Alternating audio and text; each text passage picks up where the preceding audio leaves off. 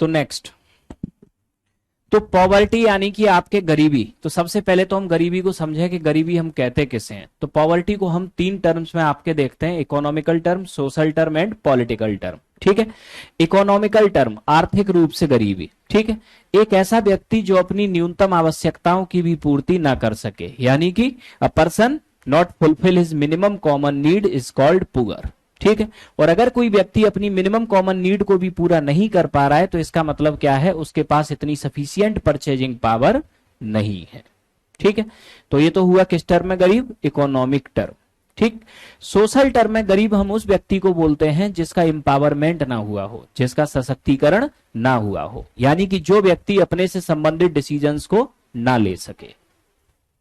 क्या, तो एम्पावरमेंट का मतलब क्या हुआ, जो व्यक्ति अपने से संबंधित निर्णय ना ले सके वो व्यक्ति क्या होगा, गरीब।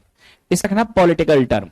पॉलिटिकल टर्म में आपके गरीब किस व्यक्ति को कहते हैं, तो पॉलिटिकल टर्म में गरीब आपके वह व्यक्ति है जिसका आपके पॉलिटिक्स में सिर्फ कैसा पार्टिसिपेशन हो, पैसिव पार्टिसिपेशन। अब ये पॉलिटिकल पार्टिसिपेशन आपके होता क्या है, देश की पॉलिटिक्स में दो प्रकार के पार्टिसिपेशन हो सकते हैं नागरिकों के, एक एक्टिव पार्टिसिपेशन, एक पैसिव पार्टिसिपेशन। ठीक है, तो पैसिव पार्टिसिपेशन का मतलब आपके ये होता है कि जब व्यक्ति वोट तो देता है लेकिन पॉलिसी मेकिंग में उसकी कोई भागीदारी नहीं होती, और एक्टिव पार्टिसिपेशन आपके जब व्यक्ति वोट देता है उसमें भी भागीदारी है और पॉलिसी मेकिंग में भी उसकी भागीदारी होती है।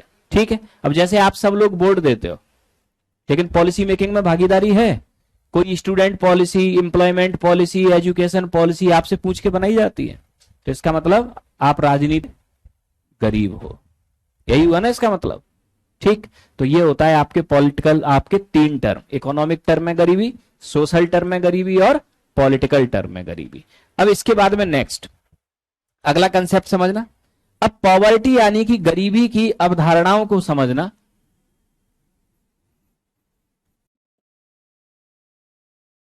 तो पॉवर्टी के आपके तीन, पॉवर्टी, रिलेटिव पॉवर्टी और आपके ह्यूमन पॉवर्टी। तो सबसे पहले हम एब्सोल्यूट पॉवर्टी यानी कि निरपेक्ष गरीबी को देखें, तो निरपेक्ष गरीबी हम कहते किसे हैं, तो एब्सोल्यूट पॉवर्टी का मतलब होता है टोटल अकाउंट ऑफ पुअर, यानी कि किसी देश में गरीबों की कुल संख्या।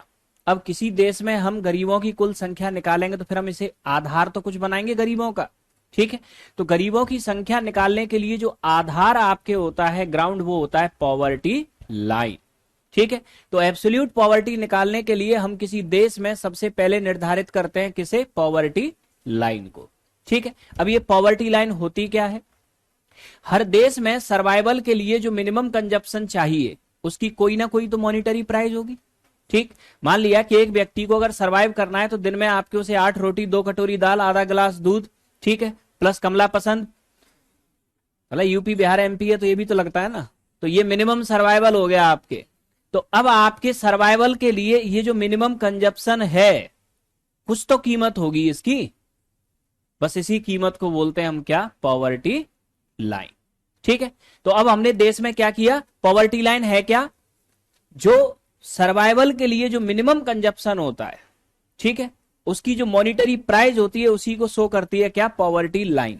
ठीक, तो पॉवर्टी लाइन सबसे पहले हमने डिसाइड की देश में, मान लिया कि हमें आपके 8 रोटी, 2 कटोरी दाल आपके, इसके अलावा आधा गिलास दूध, इसके अलावा आपके एक कमला पसंद दिन भर में, तो इस पूरे सारे के लिए 35 रुपया 33 रुपए चाहिए। ठीक है, तो इसका मतलब हमने देश में निर्धारित कर दी क्या, पॉवर्टी लाइन कितना, 33 रुपए, ये निर्धारित कर दी। अब दो ही कंडीशन होगी आपके, ये हो गई लाइन किसकी, 33 रुपए की, जिनकी इनकम 33 रुपए से कम है वो बीपीएल, बिलो पॉवर्टी, जिनकी इनकम 33 रुपए से ज्यादा है वो एपीएल, अब पॉवर्टी लाइन। क्लियर हुआ, तो देश में पॉवर्टी लाइन से नीचे जितने भी लोग हैं वो सब हो गए आपके गरीब। ठीक, सिंपल तरीका यही होता है। अब देखना है, यहां नोट कर लिए,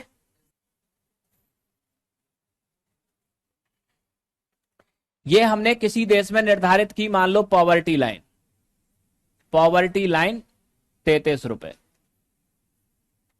ठीक, अब इस देश में कोई पर्सन है आपके, मान लो ए, कोई पर्सन है आपके बी, कोई पर्सन है सी और कोई पर्सन है आपके डी। ठीक है, ए की इनकम हमने आपके माना कि इसकी इनकम है 15 रुपए, बी की इनकम है 20 रुपए, सी की इनकम है 25 रुपए और डी की इनकम है आपके 30 रुपए। अब चारों की इनकम आपके ये अलग अलग हुई, ठीक है, लेकिन चारों की इनकम कितने से कम है? इसका मतलब ये चारों कौन हो गए? गरीब, बिलो पॉवर्टी लाइन। ठीक है, तो एब्सोल्यूट पॉवर्टी का मतलब सीधा सीधा सा ये होता है कि किसी देश में पॉवर्टी लाइन से नीचे रहने वाले आपके पब्लिक कितनी है। ठीक, यानी गरीबी रेखा से नीचे टोटल आपके जितने लोग रहते हैं वो आपके आएंगे किसके अंदर? एब्सोल्यूट पॉवर्टी के अंदर। क्लियर हुआ? ठीक है, अब तो नेक्स्ट, अब अगला कंसेप्ट आपके आता है रिलेटिव पॉवर्टी यानी कि सापेक्ष गरीबी। अब सापेक्ष गरीबी का अर्थ आपके क्या होता है? दो गरीबों के बीच आपके तुलना या दो गरीबों के बीच अंतर, गैप बिटवीन टू पुअर्स या कंपैरिजन बिटवीन टू पुअर्स। ठीक, यानी कि दो गरीबों को ये बताना, देख भाई तुम इतने गरीब हो, दूसरे से कहना तुम इससे भी गए बीते हो। ये होता है आपके दो गरीबों के बीच अंतर। अब क्वेश्चन आपके यहां आया कि जब हमें एब्सोल्यूट पॉवर्टी से ये पता चल ही गया कि देश में आपके, अगर हम एब्सोल्यूट पॉवर्टी इस फिगर में निकालें तो कितनी है एब्सोल्यूट पॉवर्टी? चार व्यक्ति हैं आपके जो गरीबी रेखा से क्या है? नीचे हैं। ठीक है, अब आपके रिलेटिव पॉवर्टी कहता है कि सी और डी का कंपैरिजन, बी और सी का कंपैरिजन, ए और डी का कंपैरिजन, ये कहलाता है रिलेटिव पॉवर्टी। तो क्वेश्चन आपके आया कि गरीब तो चारों हैं ही, ठीक, अब उनका दुख और क्यों बढ़ा रहे हो ये बता के कि तुम ज्यादा गरीब हो तुम कम गरीब हो, क्यों ये तुलना करते हैं हम? रिलेटिव पॉवर्टी की जरूरत पड़ती क्यों है? काम तो एब्सोल्यूट पॉवर्टी से चल गया ना, देश में इतने गरीब हैं। बताओ, नोट सामने रख लेने से विचार थोड़ी आ जाएंगे दिमाग। चार गरीब हैं ये तो हमें पता चल गया कि आपके गरीब चार हैं, लेकिन हम रिलेटिव पॉवर्टी इसलिए निकालते हैं कि जिससे कि हमें यह पता चले कि गरीब तो चार हैं लेकिन कौन सा कहां किस लेवल पे खड़ा हुआ है, क्योंकि जो सबसे लो लेवल पे होगा ना उसे सरकारी सहायता की सबसे ज्यादा जरूरत होगी। ठीक, क्योंकि हर लेवल को आपके दी जाने वाली सहायता क्या होगी? कम होगी, यानी कि अलग होगी। अब यहां क्या है कि अगर सबको ही हम एक जैसी सहायता दे दें, सरकार ने कहा कि जो गरीब है उनको एक काम करो सबको 33 रुपए दे दो, तो सरकार के रिसोर्स बहुत बढ़ जाएंगे ना इसमें। अगर इसकी 30 रुपए इनकी गरीबी रेखा पे आ जाए, इसकी 25 रुपए इनकम है तो इसकी सुविधाएं थोड़ी सी बढ़ा दो, इसकी और बढ़ा दो, इसकी और ज्यादा बढ़ा दो। ठीक, यानी कि आपके जो बीपीएल कार्ड आपके बनते हैं, बीपीएल कार्ड आप लोगों के पास होंगे तो उसमें भी 3 टाइप के होते हैं बीपीएल कार्ड, सफेद लाल पीला। उसमें भी ये बताते हैं कौन कम गरीब है, कौन ज्यादा गरीब है और कौन बिल्कुल लो लेवल पे। तो बीपीएल कार्ड के 3 टाइप के होने का मतलब क्या हुआ कि उसमें आपके ये लेवल बताते हैं कि किस इनकम लेवल के गरीब हो आप। ठीक, इससे हमें ये पता चलता है कि किस इनकम लेवल पे कितनी पॉपुलेशन है। ठीक, हर इनकम लेवल की पॉपुलेशन हमें पता चल, इनकम लेवल के लिए दी जाने वाली सुविधाएं और उन पे होने वाले खर्च को सरकार क्या कर लेगी। अदरवाइज सारे गरीबों को एक ही सुविधाएं हमने दे दी, इससे जो रिसोर्स होंगे हमारे वो बहुत ज्यादा बढ़ जाएंगे और सरकार पे इतने रिसोर्स हैं भी नहीं। ठीक है, तो जो कम गरीब है उन्हें कम सुविधाएं, जो ज्यादा गरीब है उन्हें ज्यादा सुविधाएं। ठीक है, इस पॉवर्टी।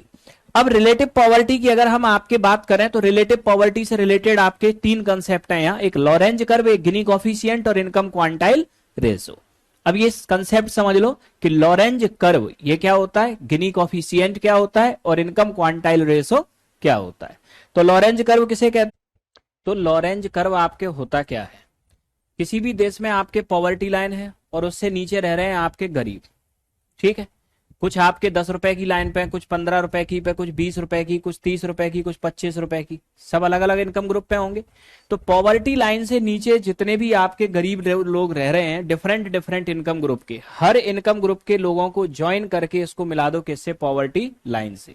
अब ये जो आपको कर्व दिख रहा है यही कहलाता है लॉरेंज कर्व। लॉरेंज कर्व देश में आपके बताता क्या है कि देश में सापेक्ष गरीबी की स्थिति क्या है, रिलेटिव पॉवर्टी की सिचुएशन क्या है, कितना आपके इनकम ग्रुप पे कितने लोग देश में एग्जिस्ट करते हैं।